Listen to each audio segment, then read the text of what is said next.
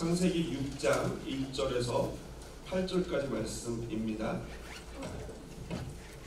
구약성경 7페이지 있습니다. 창세기 6장 1절로 8절까지 말씀.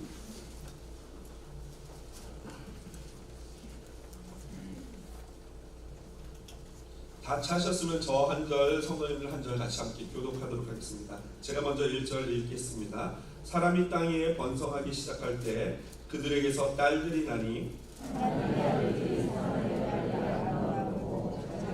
모든 여자를 아내로 삼는지라. 여호와께서 이르시되 나의 영이 영원히 사람과 함께하지 아니하리니 이는 그들이 육신이 됨이라. 그러나 그들의 날은 120년이 되리라 하시니라. 하늘들이 사람의 딸들에게로 들어가 자식을 낳았으니 그들은 용사라 고넬 명성 있는 사람이었더라. 여호와께서 사람의 죄악이 세상에 가득함과 그의 마음으로 생각하는 모든 계획이 항상 악할 뿐임을 보시고 마음에 근심하시고 이르시되 내가 창조한 사람을 내가 지면에서 쓸어버리되 사람으로부터 가축과 기는 것과 공중의 새까지 그리하리니 이는 내가 그것들을 지었음을 한탄함이니라 하시니라. 그러나 노아는 여호와께 은혜를 입었더라. 아멘. 오늘은 창세기 6장 1절에서 8절 본문 말씀을 가지고 보시는 하나님이라는 제목으로 같이 말씀 나누겠습니다. 오늘 본문인 창세기 6장부터 시작해서 이제 9장 29절 마무리되는 때까지 이르기까지 긴 4장에 걸쳐서 우리 노아의 홍수 이야기가 나오고 있습니다. 그 내용은 간단하게 말하면 하나님이 노아와 그의 노아를 포함한 8식구를 제외하고는 모든 인간을 홍수를 통해서 심판하신다라는 이야기입니다. 근데 참 재밌는 것은 이런 설화와 같은 신화와 같은 이런 이야기가 범세계적으로 모든 문명과 문화 가운데 이 스토리가 존재하고 있다라는 거예요. 그래서 고대 벽화라든가 이런 데서 보면은 실제로 이 노아의 홍수의 가장 기본적인 어떤 프레임이라고 할 수 있는 어떤 한 사람이 있었고 홍수가 있었고 그 사람이 배를 타고 구원을 받았다라는 내용의 이 스토리들이 어느 문명이나 문화나 존재하고 있다는 사실을 우리는 발견하게 됩니다. 그래서 사실 이러한 이 모든 이 문명 가운데 이러한 설화가 존재하고 있다라는 것은 한마디로 이 홍수가 실제로 있었던 사건이고 실제로 범세계, 범지구적으로 그러니까 저 지구 전체에 해당하는 큰 사건이었다라는 것을 우리가 충분히 짐작할 수 있습니다. 실제로 고대 근동의 신화에서도 이런 이 홍수와 관련된 사건들이 이야기들이 많이 기록되어 있는데요. 예를 들면 이 고대 근동 신화에서 신들이 인간을 벌주기 위해서 홍수를 일으키는 경우가 있습니다. 아트라시스의 서사시라는 곳에서는 신들이 인간을 창조하고 1200년 정도가 지나서 인간이 이 땅에 많아졌는데 그 인간이 너무 많아지니까 굉장히 시끄러운 거예요. 여러분 사람이 많으면 막 여러 가지 소음이 있지 않습니까? 제가 어제도 집에서 저녁에 설교 준비하는데 엄청 시끄럽더라고요. 우리 집이. 제가 막 밖에서 난리예요. 애들이 막 트럼플린 뛰면서 난리예요. 그래서 그때 딱 이 부분을 하면서 약간 이해는 간다라는 생각이 드는데 그 신들이 그 많아진 인간 때문에 너무 시끄러우니까 그 중에 엘릴이라는 신이 너무 시끄러워서 잠을 못 자는 거예요. 불면증에 시달리는 거예요. 그래서 그 신이 내가 이 인간들을 다 멸망시키겠다고 계속해서 인간을 멸망시키려고 하는데 실패하는 거예요. 그래서 마지막으로 택한 방법이 바로 홍수였어요. 홍수를 통해서 모든 인간을 죽여야겠다 하고 홍수를 보냈는데 그 중에 바로 아트라하시스라는 사람이 배를 만들어서 그 배를 타고 그 홍수, 엘릴이 보낸 홍수에서 구원을 얻었다라는 이야기가 실제로 고대 근동 신화에 나오고 있습니다. 그러니까 한마디로 이 홍수를 엘릴이라는 신이 일으킨 거는 자기가 잠을 못 자서 화가 나가지고 인간을 죽여버렸다라는 그런 내용인 거죠. 그런데 우리 하나님은 어떤 분이십니까? 그렇게 잠을 주무시는 분이 아니에요. 그래서 시편 121편 4절에 보면은 졸지도 않고 주무시지도 않는다. 우리 하나님은 졸지도 않고 주무시지도 않는다라고 기록되어 있거든요. 그러니까 하나님이 오늘 이 본문의 홍수를 일으키신 것은 잠을 못 주무셔서 화가 나서 한 것은 아니다라는 것을 우리는 알 수 있습니다. 불면증 때문에 홍수를 보내시는 하나님은 아니다라는 거예요. 그러면 우리 인간은 이런 대홍수 앞에 사랑의 하나님이시고 인간을 지으시고 인간을 사랑하시는 하나님이 왜 인간에게 이토록 처절한 심판인 홍수의 심판을 하시는가? 이런 질문을 할 수밖에 없습니다. 실제로 2004년도 12월 26일이 어떤 날인지 여러분 아십니까? 크리스마스 다음 날이잖아요. 그런데 그날에 어떤 일이 있었냐면은 인도양, 그러니까 태국, 인도네시아, 인디아, 수마트라 그런 모든 인도양 지역에 있는 2004년 12월 26일 날 해양에서 지진이 한번 일어났는데 그 쓰나미가 일어나가지고 그 온갖 해변을 덮쳤어요. 근데 마침 크리스마스로 연휴로 해서 많은 사람들이 서양 사람들도 휴가를 왔는데 그 쓰나미가 덮치면서 자그마치 23만 명이라는 사람이 한꺼번에 단 10분 만에 죽어버렸어요. 그 쓰나미가 온 이 태국과 인도네시아, 인디아를 다 덮치면서요. 엄청난 이 재앙이었고 이 자연재해였는데 실제로 이 사건을 모티프로 해서 실화를 영화로 만든 이 영화가 있는데 더 임파서블이라는 영화예요. 그 미션 임파서블은요 아니고요. 그거는 탐 크루즈 나오는 액션 영화고 이 더 임파서블이라는 것은 실제로 그 쓰나미 사건을 이 외국 서양인으로서 태국에 놀러 갔다가 전 가족이 그 일을 겪었던 실화를 기록한 영화인데 기적적으로 전 가족 남편과 아내와 아들 셋이 갔는데 전 가족이 그 물살에 휩싸여서 다 뿔뿔이 흩어졌는데 기적적으로 가족이 다 살고 다 만난 그런 영화예요. 그래서 여러분 가족 영화로서 한번 이 부부나 조금 청소년기에 있는 이 가족들이 있다면 같이 한번 시청하는 것도 나쁘지 않을 것 같아요. 더 임파서블이라는 영화인데 거기서 보면은 이 사건이 있고 나서 이 실제로 무신론자들이 얼마나 이 사건을 통해서 우리 하나님을 신을 모독하고 모욕했는지 몰라요. 진짜 신이 계시다면 어떻게 이럴 수 있느냐? 단 10분 만에 23만 명이나 되는 그 어린아이부터 시작해서 여인을 다 쓸어버리는 게 이게 신이 없다는 증거 아니겠느냐 하면서 신을 모욕하고 신이 만약 진짜 있다면은 당장 인류에게 사과해야 된다라고 막 컬럼을 신문에다 올리는 그런 일들이 있었습니다. 한마디로 무신론자들은 이러한 홍수나 자연재해를 통해서 결론은 신이 없다라든가 신을 조롱하고 무시하는 결론을 냅니다. 그러나 빌리 그레암 목사님은 1980년대, 그러니까 이 쓰나미보다는 훨씬 먼저죠. 1980년대 미국 사회를 바라보면서 오히려 이렇게 선언하셨어요. 뭐라고 선언했냐면 만일 하나님께서 미국을 심판하지 않는다면 소돔과 고모라에 사과하셔야 한다.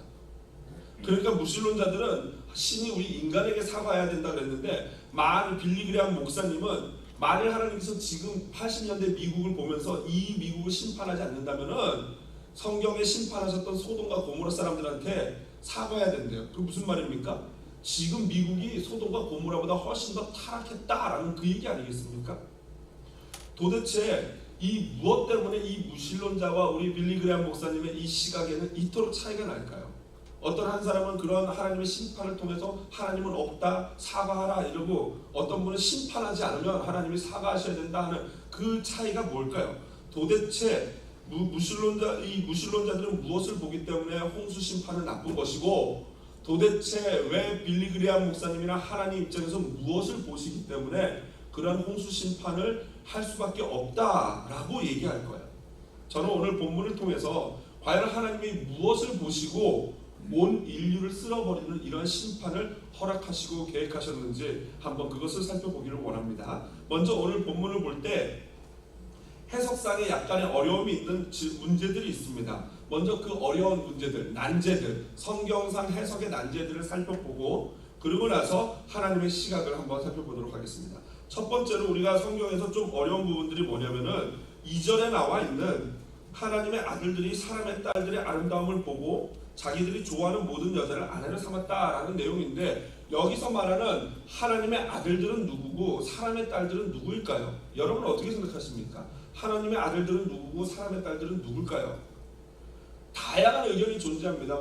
대표적인 의견들은 한 대여섯 가지 정도가 많은 학자들이 이렇게 주장을 하는데요. 그것을 좀 더 압축하면 한 세 가지 정도로 압축할 수 있는데 첫 번째로 하나님의 아들들은 천사고 사람의 딸들은 사람이다 라고 얘기하는 거예요. 그러니까 한마디로 천사와 사람이 결혼을 했다라는 그런 얘기예요. 무슨 판타지 소설 같은 얘기죠. 그런데 우리들한테는 너무나도 허황된데 실제로 이 성경을 연구하고 고대 문헌들을 연구하는 그 학자들한테는 굉장히 진지하고 심각해요. 왜 그러냐면은 실제로 천사들을 성경 몇몇 구절에서는 하나님의 아들들이라고 표현하는 구절들이 나오고요. 또 그런 이것을 주장하는 사람들이 주장하는 것은 아니 예수님도 영적인 존재와 인간적인 존재가 결합된 어떤 결과 아니냐라고 이렇게 얘기하면서 이러한 천사와 인간이 결혼한 사이에 아이들을 낳았다라고 얘기하고 있고, 좀 이따가 살펴보겠지만 그 아들의 그 사이에 나온 존재들이 실제로 존재했다라고 얘기를 해요. 저는 물론 이 의견에 동의하지는 않습니다. 이거는 어느 학설로 받아들일 수 있지만 실제로 하나님이 그렇게 하실 필요가 없는 게, 그렇다면 왜 인간은 다 홍수로 멸망하고 천사들은 왜 고스란히 내버려 뒀는가라는 문제도 나올 수 있고요. 여러 가지 문제들이 있습니다. 두 번째로는 하나님의 아들들은 왕족, 귀족이고 사람의 딸들은 그냥 평민이다라는 의견이에요. 그래서 실제로 당시에 그런 권력 있는 사람들은 이 여자들을 많이 이렇게 아내로 삼는 그런 일들이 있었고, 심지어는 못된 군주나 왕들은 그 자기네 성에서 결혼하는 어떤 신세댁이 있으면은 먼저 자기가 첫날 밤을 왕이 보내는 그런 모든 습관도 있었어요. 그런 어떤 왕들을 얘기하고 있고, 그런 사람에 따른 연약한 평민을 얘기하고 있어요. 또 한편으로 이러한 의견과 좀 비슷한 것 중에 그 왕족이 바로 가인의 후손들, 문명을 발달시킨 라멕 있지 않습니까? 지난번에 살펴봤던 터프한 라멕과 같은 그런 못된 사람들이 실제로 많은 와이프를 거느리면서 그런 일들을 했다. 그리고 사람의 딸들이라는 것은 그런 점에서는 셋의 후손일 것이다 라고 얘기하는 분들도 있어요. 그러나 이것도 사실은 제가 보기에는 별로 이렇게 탐탁지 않은, 좀 앞뒤가 맞지 않은 의견입니다. 마지막 세 번째로, 이것이 정통적인 의견이고 제가 동의하는 바인데, 그건 뭐냐면은 쉽게 보면 됩니다. 하나님의 아들들은 누구예요? 거룩한 셋의 후손이고, 사람의 딸들은 바로 타락한 자손인 가인의 후손들로 보는 거예요. 물론 하나님의 아들들하고 사람의 딸들이라고 나왔기 때문에 뭐 그러면 가인은 계속 딸만 낳냐라고 따질 수 있어요. 그런 표현이 아니고 사람에게서 난 어떤 그런 존재다라는 의미겠죠. 이것은 칼빈이나 마틴 루터도 지지하는 그런 의견이었고, 이게 사실 문맥상 내용상 자연스럽습니다. 왜 그렇습니까? 아담이 죄송합니다. 가인과 아벨을 낳는데 가인이 아벨을 죽이고 그 다음에 거룩한 자손인 셋이 나오지 않았습니까? 그래서 지난번에 우리 앞서서 우리가 살펴본 바로 4장에는 가인의 후손들이 나왔고 5장에는 거룩한 셋의 후손들이 나왔어요. 그건 무슨 말이냐면 가인부터 시작해서 셋으로 이렇게 거룩한 족속과 타락한 족속이 분리되어서 뭔가 계통을 이루어 나가고 있었다라는 거예요.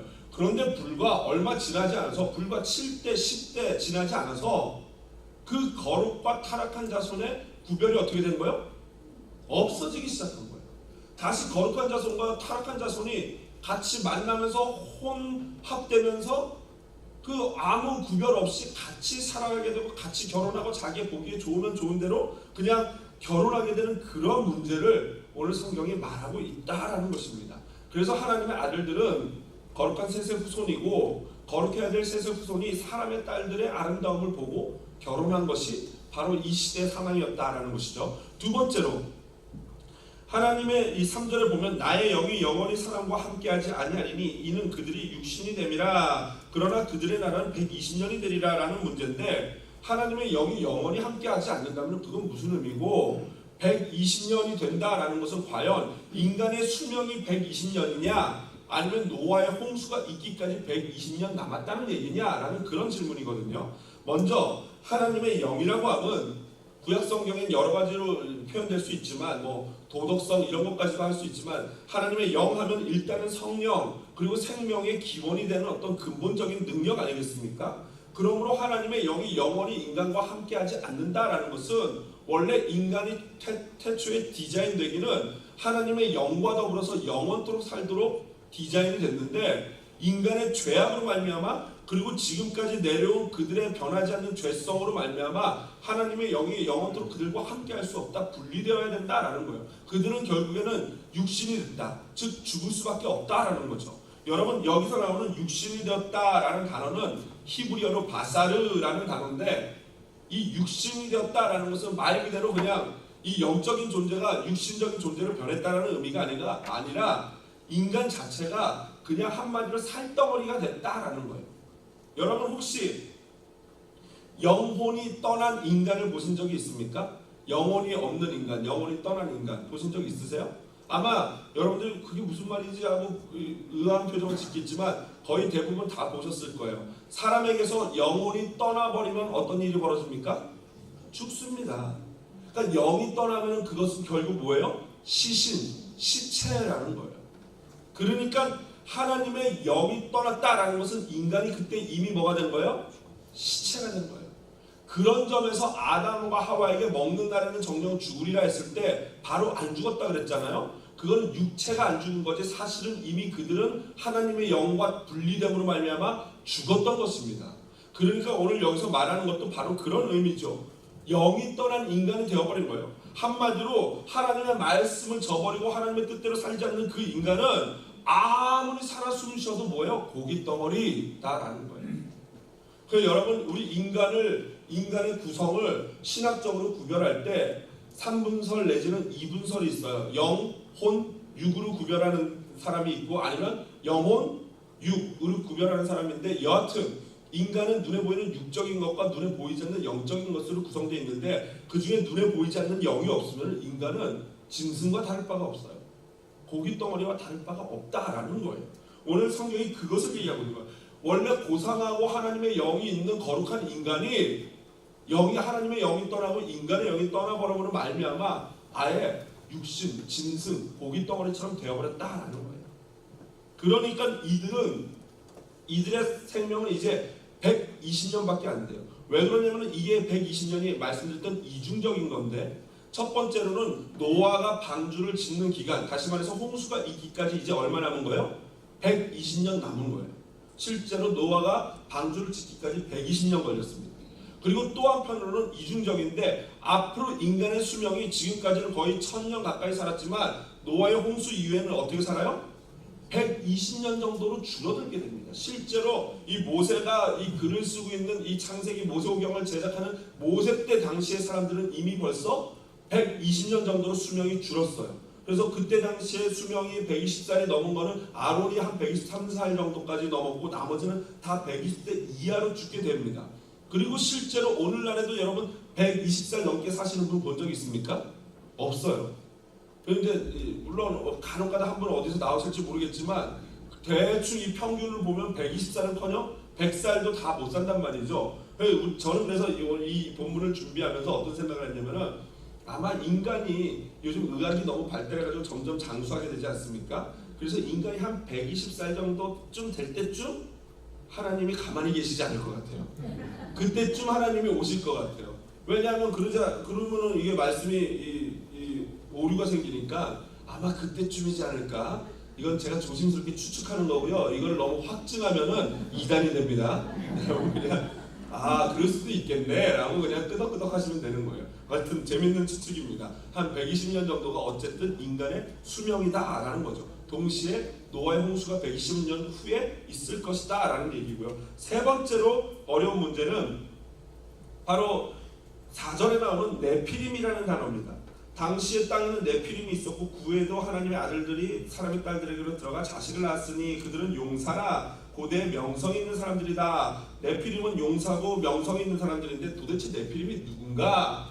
라는 거예요. 그래서 다른 성경에는 네피림이 언제 나오냐면은 민수기 13장 33절에 나옵니다. 한번 화면 보시고 다 같이 한번 읽어보실까요? 다 같이 읽습니다. 시작.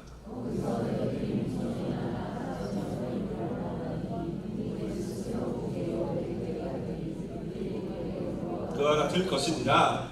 이 구절은요 12 정탐꾼이 가나안 땅을 정탐하고 와서 모세와 백성들에게 보고하는 장면 아닙니까? 그런데 거기서 네피림 후손인 아낙 자손의 거인들을 보았다라고 얘기하면서 우리는 메뚜기 같다라고 고백해요.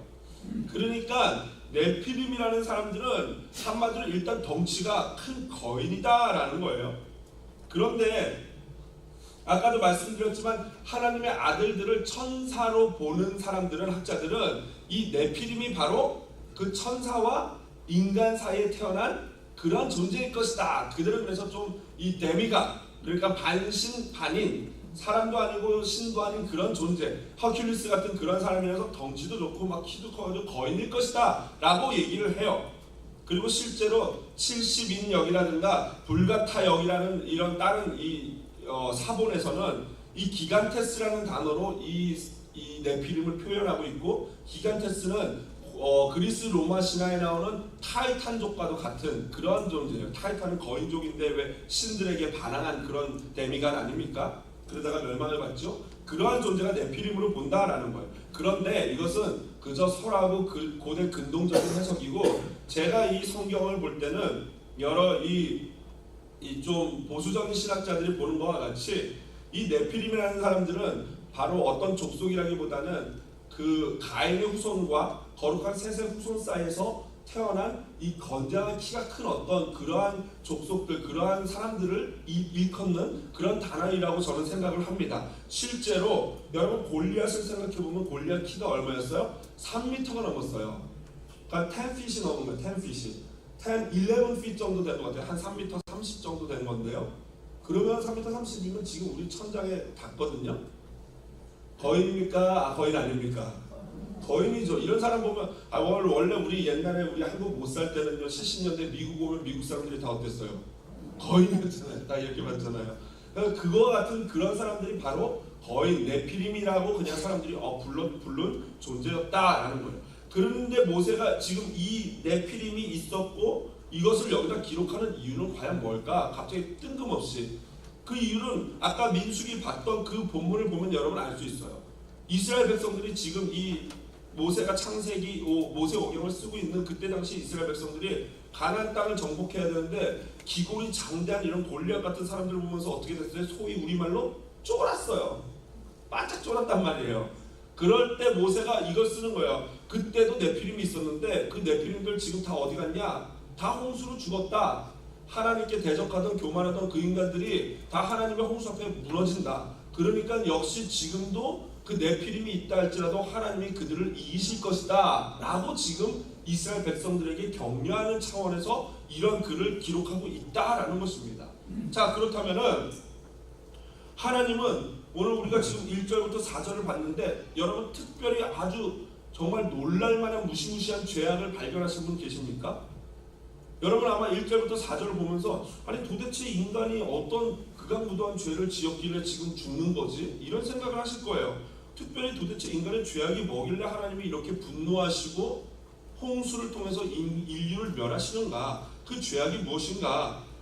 여러분 잘 못 보셨겠지만 3절을 보면요, 거기에 잘 나와 있습니다. 그 죄악이. 한번 볼까요? 3절을 보면요, 죄송합니다. 2절입니다. 2절을 보면요 뭐라고 나와 있냐면 하나님의 아들들이 사람의 딸들의 아름다움을 보고 라고 나와 있고요, 자기들이 좋아하는 이라는 단어가 나오고요, 모든 여자를 아내로 삼는지라 라고 나와요.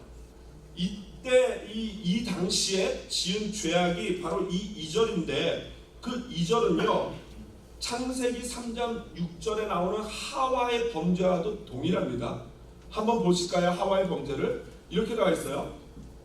여자가 그 나무를 본즉 믿음직도 하고 먹음직도 하고 보암직도 하고 지혜롭게 할 만큼 탐스럽기도 한 나무인지라 여자가 그 열매를 따 먹고, 제가 힘주어서 읽은 부분이 영어 성경에 나오는 뭐예요? So good to, 보고 좋아서 취했다.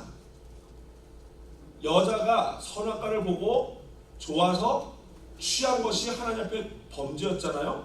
그와 마찬가지로 지금 하나님의 아들들이, 거룩한 자손들이 하나님의 뜻이고 하나님의 무엇이고 그런 신앙이고 뭐고 따지지 않고 내가 보고 내가 좋으면은 그냥 취하는 것, 이것이 큰 죄예요. So good to. 여러분 분명히 본문이 말하는 바는 이 죄악의 가장 대표적인 모습이 뭐예요? 결혼 생활로 나와 있어요. 재밌지 않습니까? 결혼하는 게 뭐가 죄예요? 결혼하는 게 애 낳는 게 뭐가 죄인가요? 결혼하고 애 낳는 건 죄가 아니잖아요. 그런데 오늘 성경에 보니까 죄악처럼 표현되어 있어요. 그냥 보고 좋아서 결혼했는데 이것이 하와의 범죄와 똑같다라는 거예요. 왜 그럴까요? 마태는 이러한 현상을 마태복음 24장 37절 39절에서 이렇게 말하고 있어요. 노아의 때와 같이 인자의 임함도 그러하리라. 홍수전에 노아가 방주에 들어가는 날까지 사람들이 먹고 마시고 장가들고 시집가고 있으면서 홍수가 나서 그들을 다 멸하기까지 깨닫지 못하였으니. 여러분 뭐가 느껴지십니까? 일반적인 결혼하고 애를 낳고 열심히 일하고 사는 삶은 죄가 아니에요. 하지만 우리의 삶이 그 먹고 마시고 일하고 돈 벌고 하는 거기에만 빠져 있으면 그것이 바로 엄청난 죄가 된다는 거예요. 거룩한 믿음의 후손이 세상 사람들처럼 아름다운 것만 보고 쫓아가고 그것에 취해서 그들과 완전히 혼합돼 버리고 섞여 버려서 전혀 거룩하지 않은, 즉 구별되지 않는 삶이라면은 거룩과 죄의 경계가 완전히 무너져서 도대체 어디가 어딘지 구별할 수 없는 상태가 돼버린 그것이 바로 죄다라는 거예요. 그래서 팀 켈러 목사님은요, 거짓 신들의 세상이라는 책에서 우리 인생 가운데 수많은 우상들이 존재한다라고 얘기했고, 하나님 외에 더 사랑하고 하나님 외에 더 소망을 갖고 거기에 매달리는 그 자체가 뭐예요? 우상이다라는 거예요. 그래서 일과 결혼으로 대표되어지는 모습이 성경에 나오는 거고, 실제로 일과 결혼 같은 그 인생에 있어서 중요한 문제들에서 우리의 가치관이 그 안에 다 표현되어져서 나타난다라는 거예요. 내 마음대로 내가 좋은 대로 더 많은 것, 더 좋은 것을 취하고자 높은 곳에 이루고자 노력하는 그것이 문제다라는 것이죠. 오늘 이 말씀을 듣고 이제 이미 결혼하신 분들이 그렇게 생각하실 거예요. 그래, 내 결혼이 그래서 문제였구나. 내가 하나님께 말씀을 여쭙지 않고 내 마음대로 택했어. 돌이키자 하시면 큰일 납니다. 지금 돌이키시면 안 돼요. 이미 결혼하신 분들은 어떻게 하시라고 그랬어요? 지금 내 옆에 있는 이 사람이 천생연분인 줄로 믿습니다. 왜 이렇게 아멘 소리가 작으세요? 감사합니다. 감사합니다. 지금 옆에 이미 결혼하신 분들은 늦었어요. 이미 다 천생연분이고 이미 하나님께서 지금 나에게 주신 환경은 최상의 것이에요. 믿으면 돼요. 그대로 잘 사시면 돼요. 문제는 뭐냐면 우리 청년들이에요. 잘 들으세요, 우리 청년들. 이미 결혼하신 분들은 늦었고 저도 늦었고 여러분들은 아직 늦지 않았어요. 그러니까 결혼하시기 전에 뭘 해야 돼요? 이 결혼과 일을 통해서 내가 어떻게 유명해지고 돈 많이 벌고 어떤 좋은 녀석 하나 만나서 내 팔자 고쳐보겠다, 이거 진짜 나쁜 거예요. 그게 죄예요. 진짜 결혼은 그런 게 아니고, 결혼이나 하나님이 내게 주시는 일은 내가 결혼과 일을 통해서 뭘 하겠다는 거예요? 더 하나님 잘 믿어보겠다. 내가 결혼과 일을 통해서 하나님 나라를 내가 더 확장해보겠다. 그래서 나도 우리 목사님처럼 애 숭퉁숭퉁 낳고 그렇게 살아보겠다. 아멘입니까? 청년들이 믿음이 약하네요. 그게 바로 하나님이 원하시는 거다. 그런 생각을 가지고 살고 일하고 결혼을 할 때 이게 하나님이 기뻐하는 삶이지, 그렇지 않고 세상 사람들과 똑같은 방식으로 살고 일하고 결혼하면 그게 바로 그 자체가 먹고 마시고 시집가고 장가가고 그게 죄라는 거예요. 자, 그렇다면은 하나님은 어떤 하나님이신가? 우리 인생 그렇게 막 먹고 마시고 자식하고 장가가는 인생을 어떻게 대하시는가? 5절에 보니까요, 하나님이 뭐라 그래요? 마지막에 보니까 가득함을 보시고 뭐 생각하고 계획이 항상 악한 뿐임을 마지막에 5절 마지막에 뭐라고 나와요? 보시고라고 나와요. 오늘 말씀 제목이 보시는 하나님이에요. 여러분, 인간만 내 눈에 좋고 예쁜 것만 보는 게 아니고 하나님도 보시는 줄로 믿습니다. 하나님이 예쁘고 뭐 좋은 것만 보시는 그런 하나님이 아니고 하나님이 보시는 건 달라요. 여러분, 하나님은 그냥 인간의 겉모습을 보시는 게 아니고 내부까지 살펴보시는 분인 줄로 믿습니다. 그래서 성경은 하나님, 사람은 외모를 보거니와 나 여호와는 사람의 중심을 본다라고 얘기했고요. 예레미야서 17장 10절에 보면 이렇게 나와 있어요. 나 여호와는 심장을 살피며 폐부를 시험하고 라고 나와요. 심장을 살피고 허파를 본다라는 거예요. 하나님의 눈에는 모든 게 다 빛과 같이 드러날 줄로 믿습니다. 여러분, 이 말씀은 우리가 믿을 수밖에 없는 게, 우리 인간도요 요즘 심장과 폐부를 봐요, 안 봐요? 볼 수 있어요. 여러분, 공항 가보시면 나오잖아요. 공항 검색대 가면 요즘에 딱 가가지고 딱 다리 벌려서 딱 이러지 않습니까? 그러고 나면 뭐예요? 옆에 그 원통에서 이만한 뭐가 swing 하고 지나가요. 단 1초도 안 걸려요. 근데 그게 뭐 하는 거예요? 우리 폐부를 살피는 거 아니겠습니까? 스캔해요. 우리를 스캔해요. 뭐가 들어있는지 몸속에 감춘 것까지도, 밀반입하는 것까지도 잡아내요. 이게 인간의 의학이고 과학이에요. 하나님이 만드신 인간도 이렇게 볼 수 있다면은 인간을 만드신 하나님이야말로 우리의 생각과 모든 것까지도 살펴보시는 줄로 믿습니다. 그러므로 하나님을 속일 수 있다 생각하는 것은 정말로 어리석고 어리석은 일 중에 하나입니다.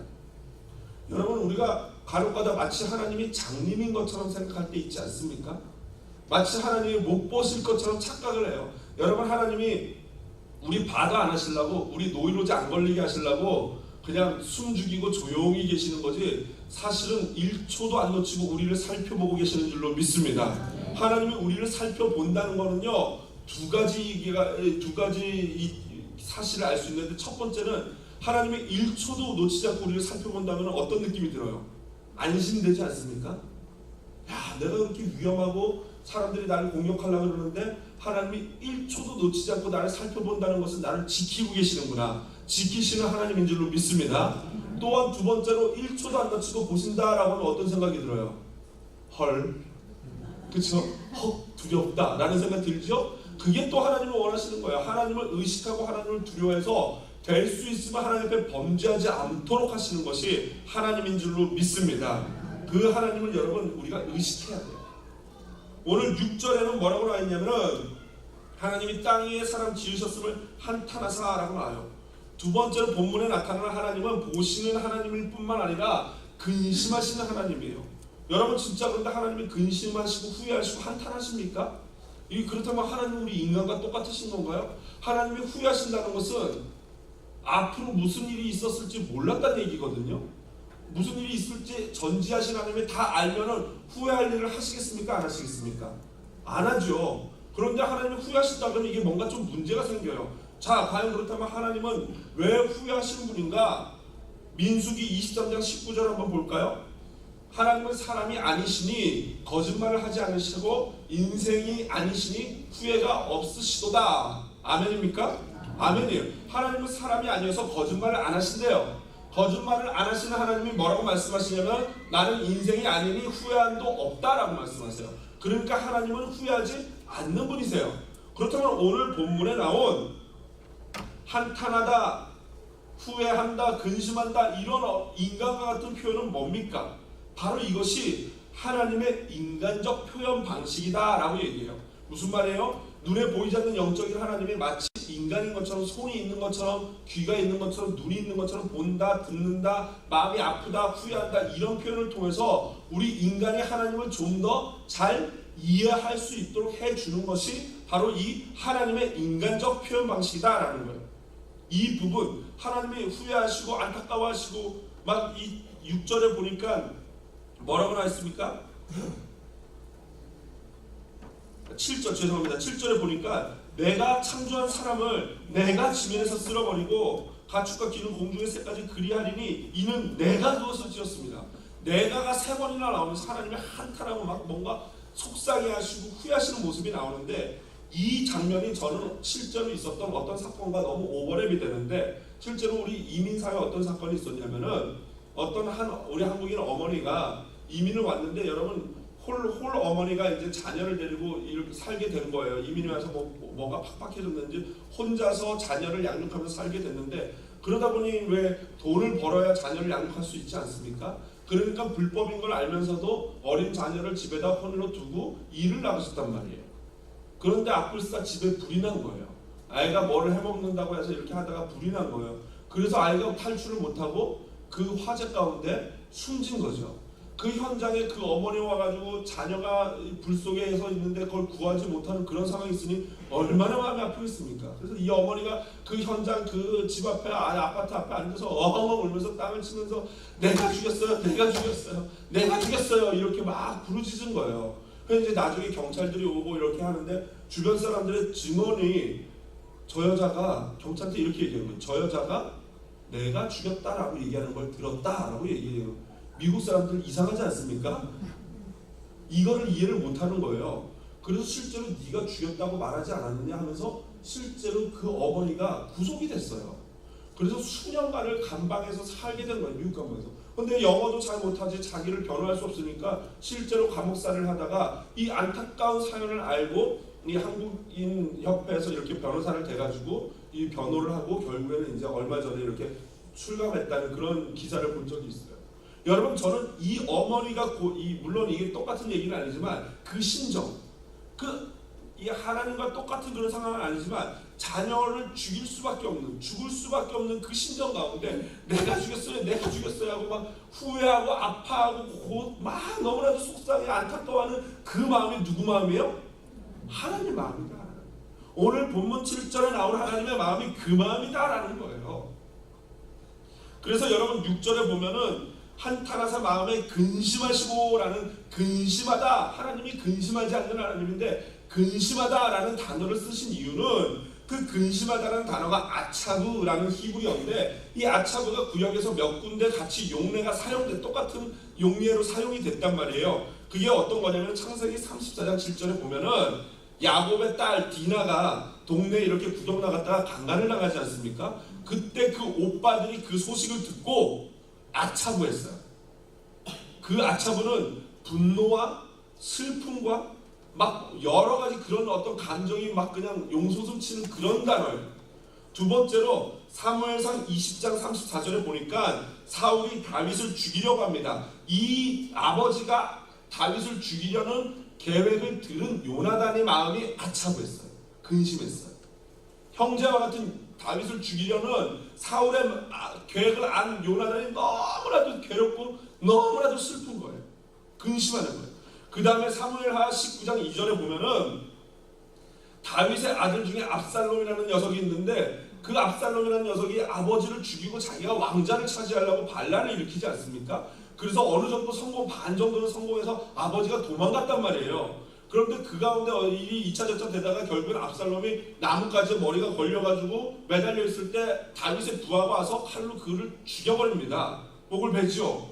그 소식을 들은 다윗이 압살롬아 압살롬아 하면서 엉엉 울면서 자기를 죽이려던 그 아들이 죽었다는 소식에 아버지가 우는 그 마음, 이걸 죽일 수도 없고 안 죽일 수도 없고 죽었다는 소식을 들었는데도 그게 또 마음이 아픈 이 아버지의 마음이 바로 아차부다라는 거예요.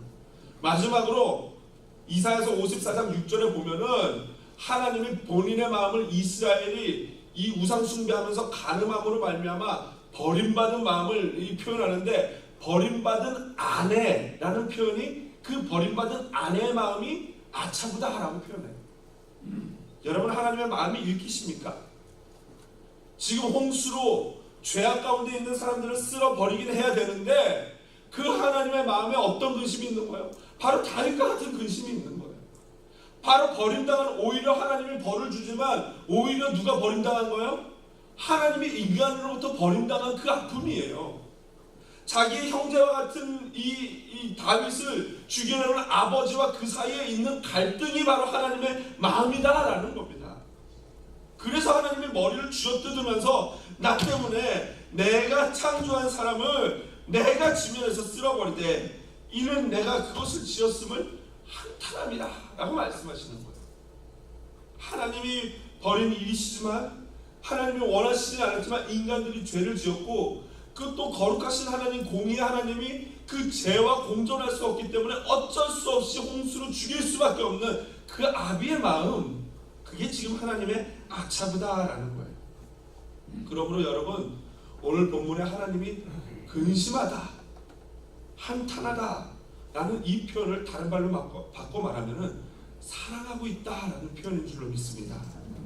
죄악 가운데 죽을 수밖에 없는 우리 인류를 바라보시면서 하나님의 마음이 울고 계시는 거예요. 말씀을 마무리합니다. 오늘 마지막 두 번째 단락인 5절과 8절 사이에 있는 구조를 가만히 보면요, 교차대꾸법이라는 구조가 나옵니다. 교차대꾸법이라는 것은 한 구절을 중심으로 해서 이렇게 A, B, C 그 다음에 다시 B A 로 진행되는 구절이에요. 그래서 한번 화면을 보실까요? 화면을 보시면은 먼저 5절에 보면은 하나님이 인간의 죄악을 보십니다.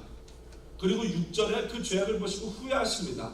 그리고 7절 상반절에 하나님이 결심하셔요. 홍수로 심판하기로 결심하십니다. 그리고 7절 B절에 다시 후회하십니다. 그리고 마지막 8절에 하나님이 또다시 보십니다. 그런데 누굴 보셔요? 죄악을 보는 게 아니고 이제 노아를 보십니다. 여러분, 하나님은 인간의 죄악을 보시기도 하지만 또한 노아도 보시는 하나님인 줄로 믿습니다.